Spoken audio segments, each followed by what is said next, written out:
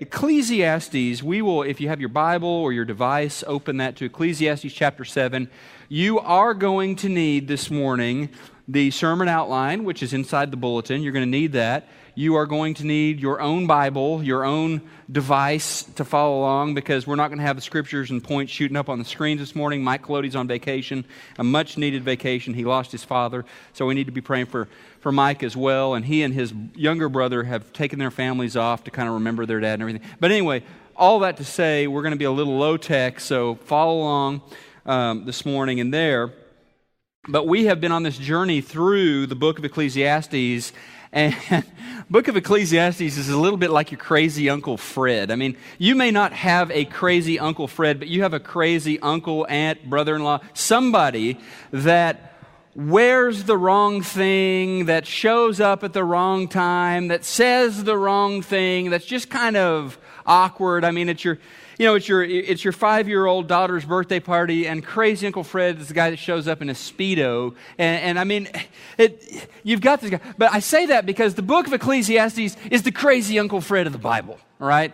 The book of Ecclesiastes is the Bible book that you're like, wow, that's in the Bible? You know, I mean, it's the book that says things that put us a little on edge, that maybe even seem a little awkward, a little out of place, a little, wow, that's kind of a weird thing to have in the Bible. That's the book of Ecclesiastes, all right?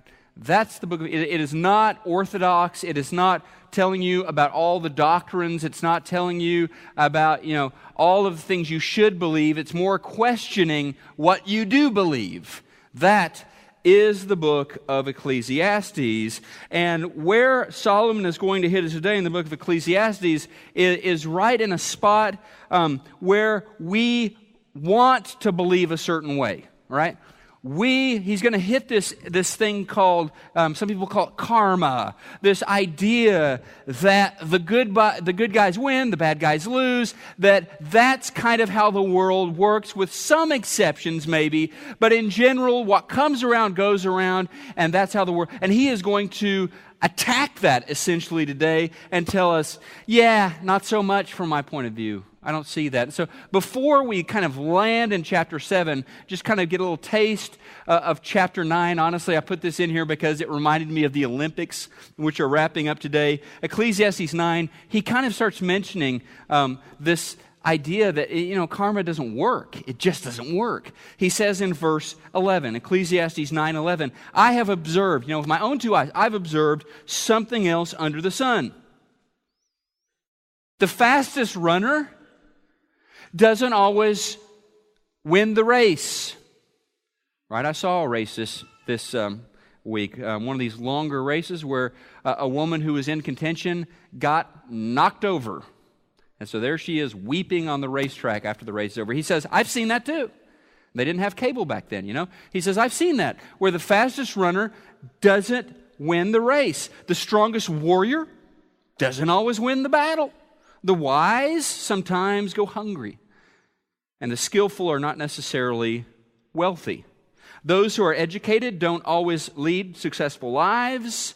It is all decided by chance, by being in the right place at the right time. So that is his opening salvo, his opening barrage against the idea that things tend to work out the way they're supposed to. The good are blessed, the bad are cursed, the fast win the races, the slow don't.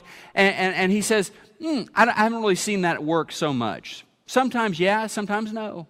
Now he's going to turn his gaze onto the world of morality, onto the world of garden variety goodness. And in fact, he's going to zero in specifically on morality versus immorality. He says, so you think there is balance in the world, so you think the good people do well and the bad people fail. He says in chapter 7, verse 15, in this meaningless life of mine, I have seen both of these, a righteous man perishing in his righteousness, and a wicked man living long in his wickedness. Right?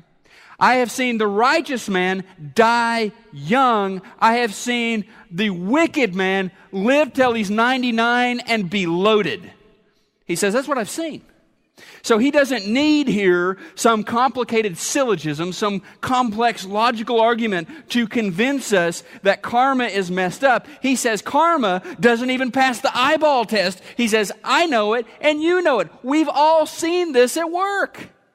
We have all seen the good person fail, the good person have bad luck, the good person get cancer. We've all seen the bad person make a bunch of money and seemingly be extraordinarily happy. So, Solomon is willing and ready to sit down at his writing desk, pull out his parchment and his pen, and begin writing a letter. Dear Karma, I have a list of the people you've missed, right? That's how Solomon feels about karma. Now, in the real world, he says, you know it, I know it. Justice, hit and miss. Fairness, hit and miss. The good getting rich, hit and miss. Or doing well, hit and miss. The bad, perishing or suffering consequences, kind of hit and miss. So Solomon, in verses 15 to 29 of chapter 7, is on a mission to bring a dose of reality to the karma crowd. The rest of chapter 7, he is going to essentially look at two ways that we tend to order our world. Two ways that we tend to emotionally, intellectually, psychologically imagine that these are different operating systems and one of these is better. Now, the two ways are morality and immorality. Okay? If you embrace as your fuel, as your ultimate reality, morality, you believe that the best way to live a good life, the best way to have good things happen to you and have good outcomes in life is to be a moral person. You know that there are people that believe immorality is the better choice. After all, so many have openly lived that way. They believe, honestly, that you are going to have more joy, you're going to be a happier person, you're going to have better outcomes if you are immoral. Now, part of that scenario may be I need to look moral, but I'm going to do immoral things. But they think, hey, while those chumps who are all into morality are spending all of their time following the rules, I can break all the rules and pretty much step on them and get things to turn out the way I want them to. That's the world you live in. That's the job you work at. Those are the elections you vote in. You know this is true. Some choose morality, some choose immorality. Now, what we're thinking here at this point in chapter 7 is, finally, halfway through the book of Ecclesiastes, finally we've arrived. Morality versus immorality. Solomon is going to do us a solid here. Solomon is going to tell us, well, you're right. Morality is right. That is the fuel for life. But as I said, this book is your crazy Uncle Fred. He's not going to say that. In fact, he is going to spend most of the rest of this chapter telling you what's wrong with being good. Okay? This is on your outline this morning. The first problem he has with goodness is the problem of pride. The problem of pride. There is a kind of righteousness, or better yet, a kind of self-righteousness that leads me to an inflated sense of self and a judgmental attitude toward others.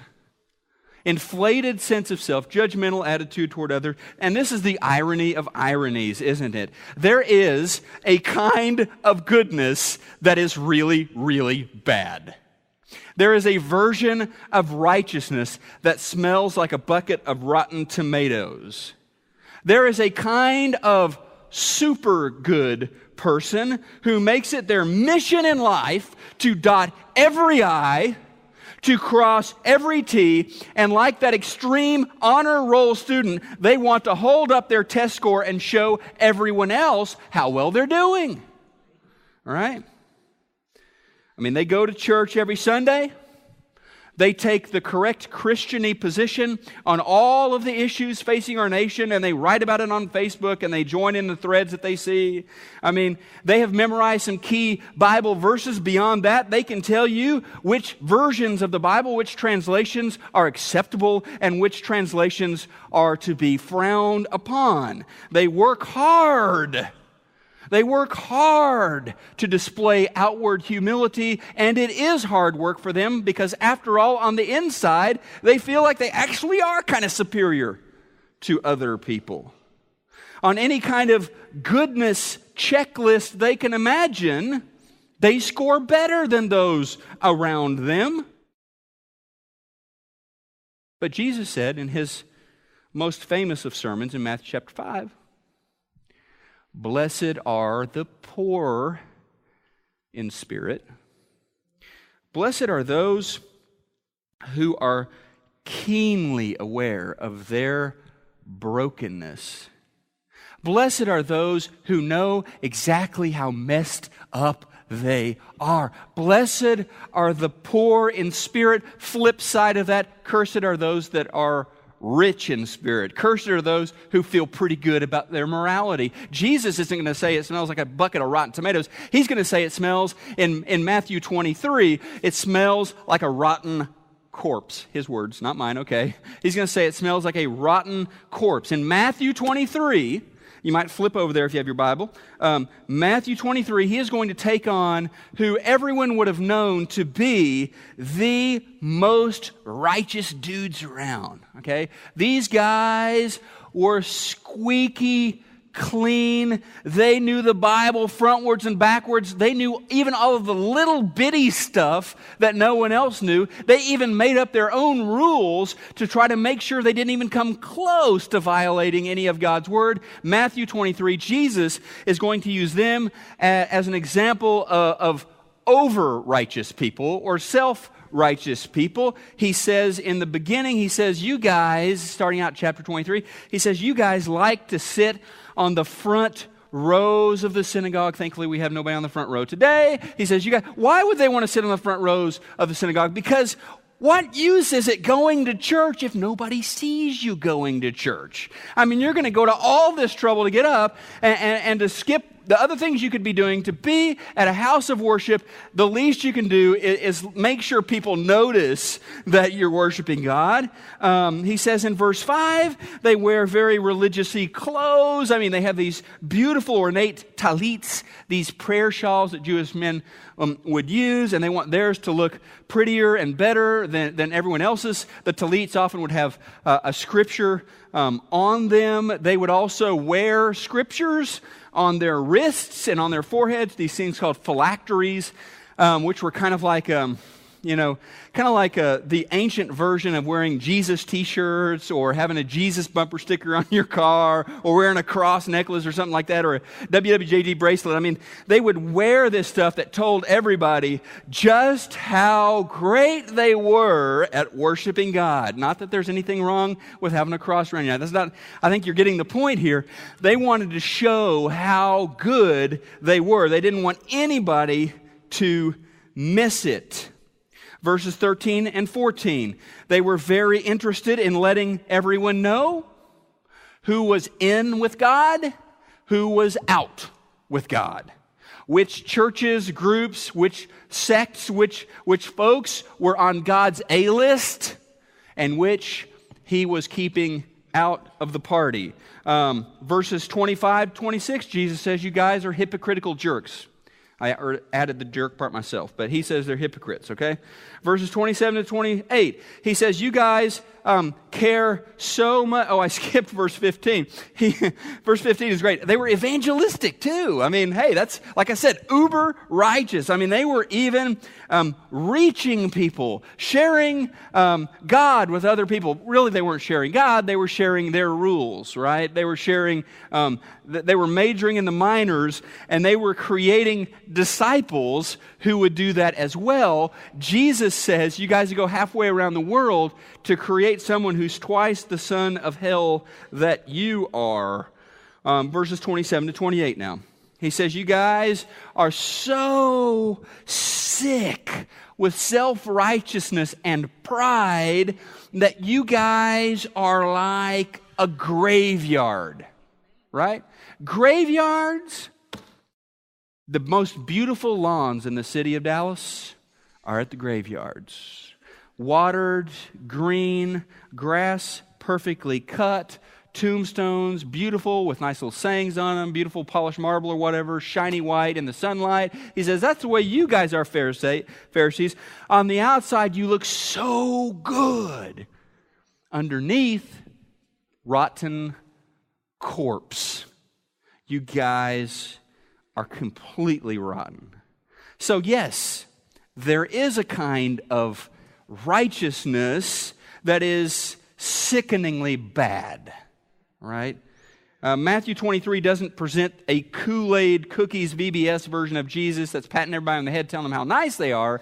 It presents this King of Kings who is really upset about this kind of righteousness, if you will. So he calls them in verse 13 hypocrites. He calls them in verse 15 sons of hell. He calls them in verse 16 blind guides. And then in verse 17 he calls them fools. And then he wraps it up in verse 33 by saying they are snakes and vipers.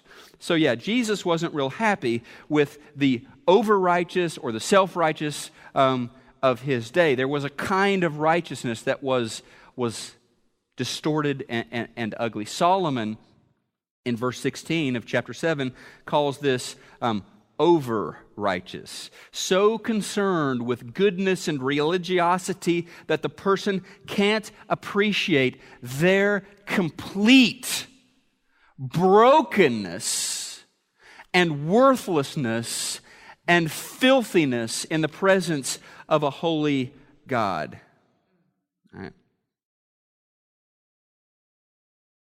Frederica Matthews Green says, ego builds a cardboard fortress that humility must tear down every day. Blessed are the broken in spirit, the poor in spirit, who are willing to tear down that cardboard fortress of ego every day. So one problem with goodness, air quotes, one problem with goodness is the problem of pride or being self-righteous, this version of goodness. Another huge problem with making goodness the fuel for your life, the number one thing you seek in your life, is the problem of potential. Okay, we talked about the problem of pride. Solomon talks about the problem of potential. He says, on my own, I'm not capable of being good. More specifically, this is exactly what he says in verse 20. He says, there is not a righteous man on earth. Okay, did you hear him? There is not a righteous person on this ball we call planet Earth. That's what Solomon says. Paul, the Apostle Paul in the New Testament, is going to quote this verse in Romans 3 verse 10. He's going to say, there is no one righteous. No, not one. So the problem is obvious, okay?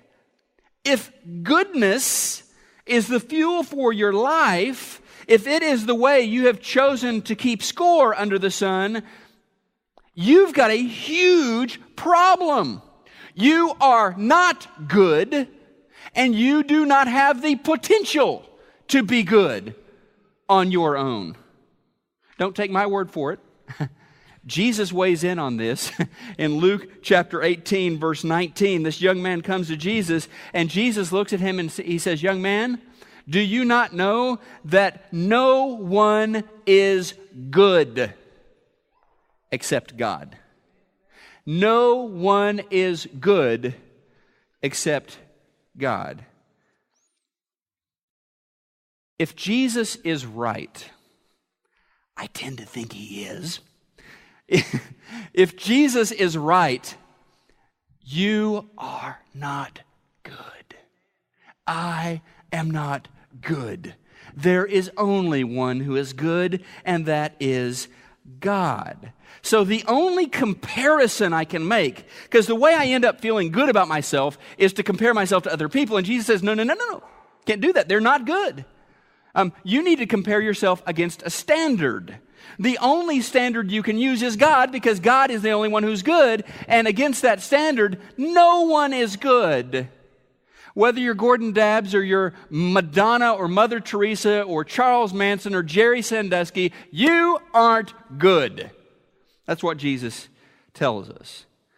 So Solomon is basically in chapter 7 saying, good luck if personal righteousness is the fuel for your life, because you are incapable of ever achieving that. In other words, that fuel put in your fuel tank is not even going to get you out of the parking space.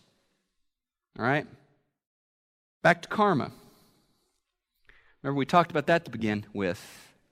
Good things happen to good people. Bad things happen to bad people. Even if karma is right, all right? Even if that's right, that really does work that way, good things aren't going to be happening to you and me. You with me? Because we're not good.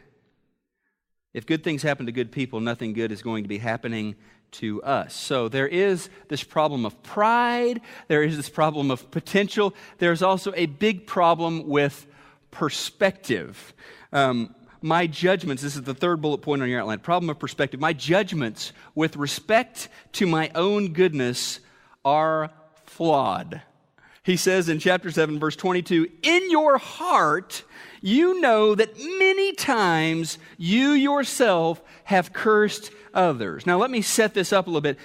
What he does is he says, you may have overheard your servant, all right, like your employee, your coworker, it could be anybody really, but he says your servant, you may have overheard your servant talking bad about you. Right? Gossiping, slandering, generally being mean. And just as you start to get worked up, yeah, I have, he says, oh, not so fast. Because in your heart, you've done the same thing many times. He's pointing at the problem of perspective, which is I tend to look at my mistakes.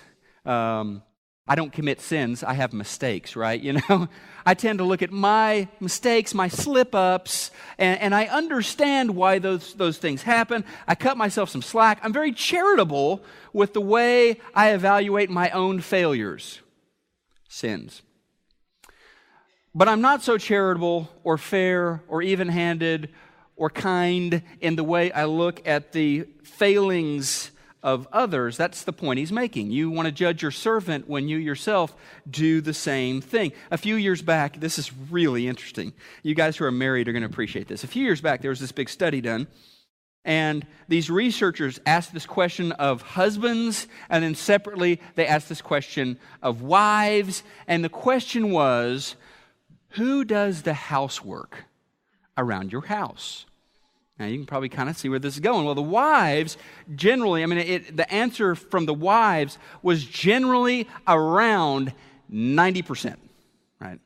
I do roughly 90% of our housework. The husbands came in at around 40%, right? Now, the numbers differed a little bit with each individual couple, but in every case, the numbers added up. Every case, the numbers added up to more than 100%, right? So every house in America must just be beautifully squeaky clean because more than 100% of the work is being done. Now, before we jump to one of those two is lying, perhaps a more healthy place to go is maybe they're not lying so much as they have an inflated sense of their own contributions. They tend to remember things with rose-colored glasses when it comes to the work that they do. We have, what the study showed was we have these self-serving distortions of memory. We tend to grade ourselves differently than we tend to grade others. This, in a nutshell, is the problem of perspective. For Solomon, it's like, you want to curse and get on to your servant for bad-mouthing you, you do the same thing. You do the same thing. And finally, there's this fatal flaw with goodness, with basing your life on that as a fuel source. And this is the problem of performance. My righteousness is not based on my own good deeds, but only on the work of God on my behalf. Solomon actually says this in sort of an indirect way, but he says in verse 29, God made man upright. There is a principle there, verse 29, that only God can make people right. Only God can make people good. Under the sun, all right, or on our own, we cannot be good. We cannot make ourselves good. Only God can do that, okay? So in a society, in a culture that says goodness and rightness come from the inside out, Scripture says quite the opposite. It says, no, on the inside, you're messed up. Your only chance for being good, your only chance for being right with God is something on the outside, something above the sun, and that is the intervention of God on your behalf on the cross of Calvary. And that's the big difference between Christianity and every other faith, whether it's the 5 pillars of Islam or whatever. Every other faith is going to tell you, here is what you need to do. Here are the 5 steps, the 10 steps, the 20 steps for the Pharisees, the 623 steps that you need to take to make yourself right with God. Christianity says you can't make yourself right with God. That's why Jesus died on the cross, right? So on your outline as well, this kind of sums that up. Things are not made right under the sun. Under the sun, by the way, is a phrase. If you're new here in this series, Solomon uses this phrase over and over again to talk about life without God, life without faith. So just kind of doing it on your own. So things are not made right under the sun, but God has sent an answer from above the sun. The answer is found in Jesus and Him alone. So Solomon tells us karma is a joke, right? Karma is a joke. Things don't work out under the sun like they are supposed to, like we think they should. He says to us, what comes around doesn't always go around. So the solution to evil and injustice in the world out there, and the solution to evil and injustice in here cannot come from under the sun. It has to come from above the sun. It has to come from outside. It has to come from God. And that is what the gospel is about. Karma is a joke. Christ isn't a joke. Through His agonizing sacrifice, He has made you and I right with God.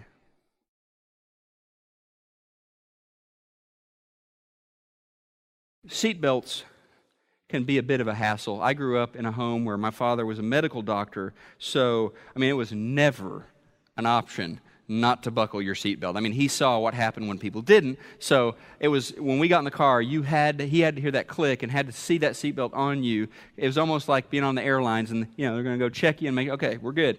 That's the way it was in my house. But seatbelts, some people think, are kind of a hassle. There is a guy named Ivan Sejigan who really hated wearing his seatbelt. In fact, he was ticketed 27 times for not wearing his seatbelt. It got very expensive for him.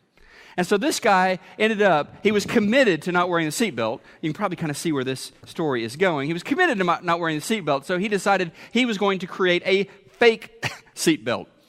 And somehow he designed this into his car where he could get in, and it looked like he was wearing a seatbelt. He had this contraption hanging there from the roof. It looked like he was wearing a seatbelt when he wasn't really buckled in at all. You know where this is going. Sometimes karma does work, and he had an accident, and he passed away he died. His trick, worked for a while, but when there was a head-on collision, he was thrown through the front windshield and killed.